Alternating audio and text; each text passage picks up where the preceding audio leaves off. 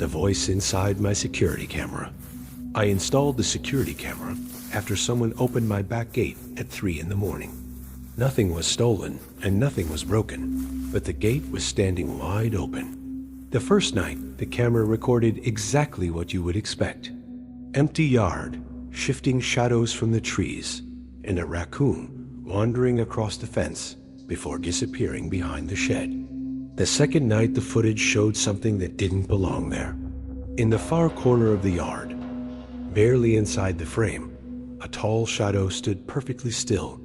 At first, I assumed it was a tree branch casting a strange shape, but the wind was blowing hard, and every branch moved except that shadow.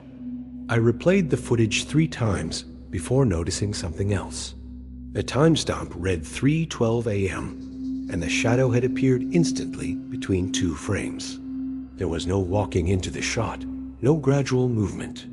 One frame showed an empty yard, and the next frame showed the tall, unmoving shape. That alone was enough to make me uneasy, but the video had something worse than the image. The audio track had picked up a sound. It wasn't wind or insects or leaves scraping the fence. It was breathing, slow and wet, like someone standing extremely close to the microphone. The shadow itself never moved, but the breathing kept going, steady and patient, filling the audio track as if whoever made the sound was waiting for something. I opened the live feed on my phone to see if the shadow was still there. The yard looked completely normal again. The corner where the shadow had stood was empty, and the garden light flickered softly against the wooden fence, like nothing strange had ever happened. The next night I stayed awake just to watch the camera feed. I sat on the couch with my phone in my hand and waited. At exactly 3:12 a.m., the phone vibrated with a motion alert from the security app. When I opened the notification, the shadow was already standing in the same corner of the yard. It looked identical to the one from the previous night. Same height, same shape, same unnatural stillness that made it feel less like a person and more like an absence of light. The breathing returned in the audio track, but this time it was louder, almost like the microphone had been moved closer to whoever was making the sound. Then the breathing stopped suddenly. For a moment, the audio track was completely silent, and I thought the recording had frozen. Then the whisper started. At first, it sounded like static breaking apart inside the speaker, but after a few seconds, the sound began forming actual words. The whisper repeated the same thing again and again in a low, strained voice that barely sounded human. Closer. I paused the video and zoomed in on the shadow. The shape looked wrong when I enlarged it. The edges were too smooth, almost like the darkness had been cut out of the picture. I started going through the footage frame by frame. That's when I realized the shadow wasn't standing across the yard like I first thought. The camera simply couldn't focus properly because the figure was actually standing extremely close to the lens. Close enough that the camera blurred its outline and projected the shadow across the entire yard, which meant the breathing wasn't echoing through the yard at all. It was coming from something standing directly in front of the camera. The next morning I walked outside and checked the device mounted under the roof. The lens was smeared with something dark and oily, like someone had dragged their fingers slowly across the glass. The marks didn't look like normal fingerprints. The lines were too long, and each print had too many thin segments. I wiped the lens clean and went back inside, trying to convince myself it was just dirt from the wind. That night, I turned the camera notifications off. I didn't want to see another alert at 3:12 a.m., but my phone vibrated anyway. When I checked the notification, it wasn't a motion alert. It said two-way audio activated. I opened the app and saw the empty yard again, but the audio level bar was jumping up and down like someone was speaking directly into the microphone. Then the whisper came back, closer. I unplugged the camera immediately and placed it on the kitchen table. The live feed disappeared and the app went dark. For a few seconds, the house was completely silent. Then my phone vibrated again, another alert from the camera, even though the camera was unplugged. The screen lit up with static, and slowly a shape formed inside the distortion. A face stared through the lens. My face, smiling. And the whisper came one last time. Closer. The camera in my neighbor's window. Have you ever looked out your window late at night and wondered if someone might already be looking back? This started the night I noticed a small red light. Across the street sits a narrow 2-story house where a man moved in last winter. No moving trucks, no visitors, just lights turning on occasionally behind closed curtains. For months, nothing strange happened. The street stayed quiet, and the neighbor barely appeared outside, except sometimes late at night when his porch light flickered briefly. One night, I woke up around midnight and walked to the kitchen for water, passing the front window that faces directly across the street. That was when I noticed a faint red dot glowing in the upstairs window of the neighbor's house, small and steady like a recording indicator. At first, I assumed it was just an electronic device sitting near the window, maybe a modem or some piece of equipment reflecting the streetlight. But the following night, the red light appeared again in exactly the same place, hovering just above the window frame inside the dark room. Curiosity made me look longer this time. As my eyes adjusted, I noticed a small black shape mounted behind the glass. It looked like a camera. Not a security camera pointed at the street, but something positioned carefully near the window. And the direction of the lens made my stomach tighten. It wasn't facing the road or the sidewalk. The lens was aimed directly at my house.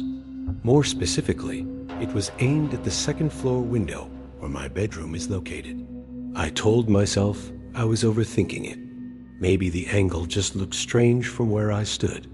Still, the next night I tested something. I turned on the light in my bedroom and stood directly in front of the window for a few seconds.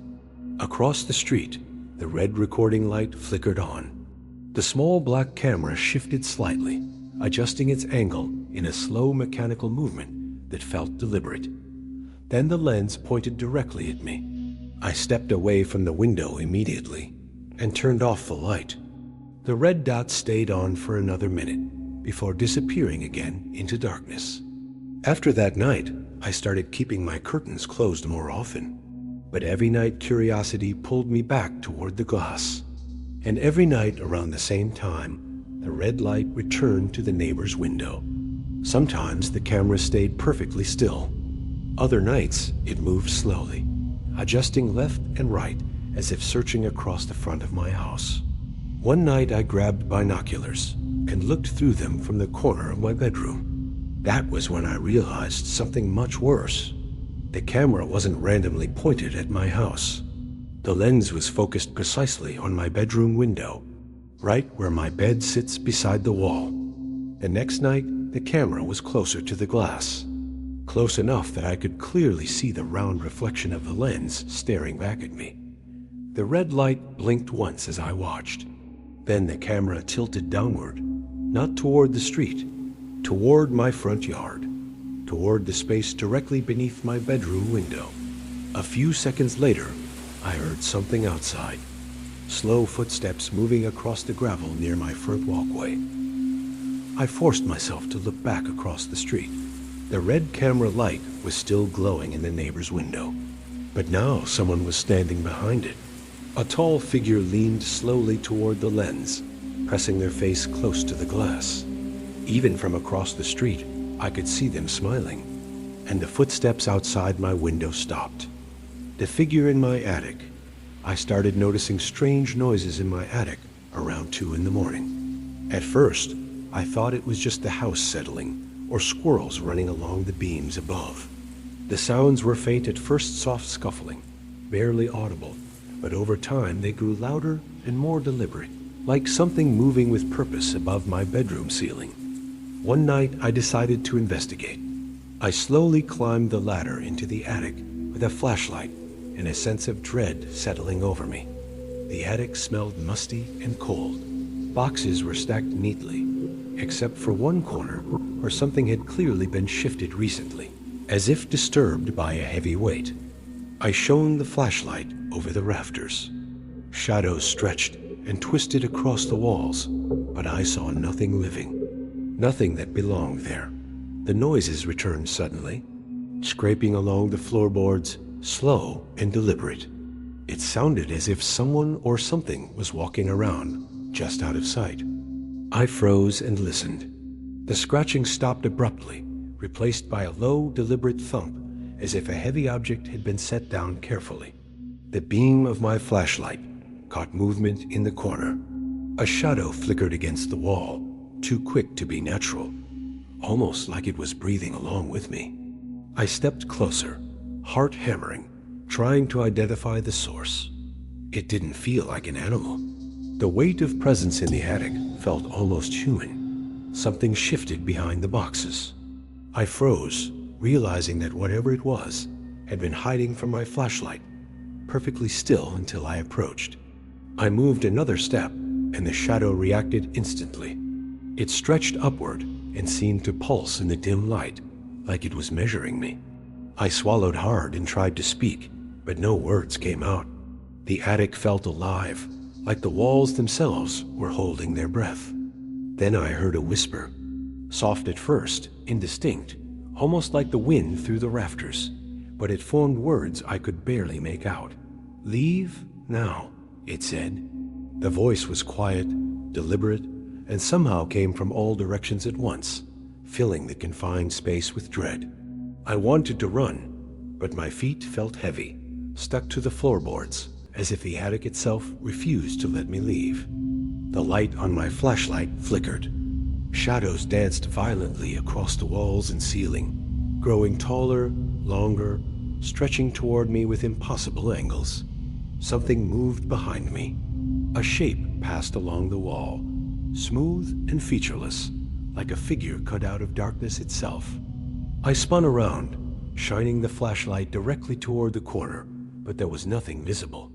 Only the dim light reflecting off dust in the air. The whisper came again, louder this time. "Don't move, watch." The words were jagged and unnatural, carrying a weight I couldn't place.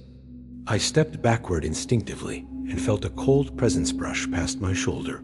The air in the attic turned icy, sharp against my skin. I turned the flashlight beam fully toward the boxes, and the shape appeared, taller than any human, still and silent, its outline pressing against the beams.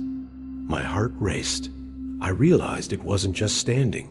It was waiting, patient, watching every movement I made in the narrow attic space. The whisper repeated, closer, and the figure shifted slightly toward me, as if obeying the sound of its own voice. I stumbled backward, tripping over a loose floorboard. The figure didn't move faster, but the pressure in the attic intensified, like gravity had doubled. I scrambled down the ladder as fast as I could, ignoring the scraping and whispering, following me with every step. I slammed the attic hatch closed behind me and pressed my back against it, panting heavily, trying to make sense of what I had seen. For a few minutes, the house was silent.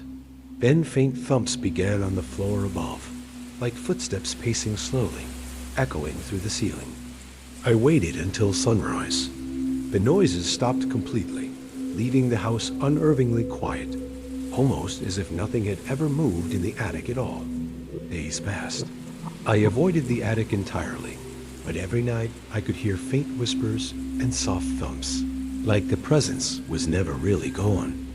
I finally set up a small camera in the attic while I slept. The next morning I reviewed the footage, but it showed only shadows stretching across the walls.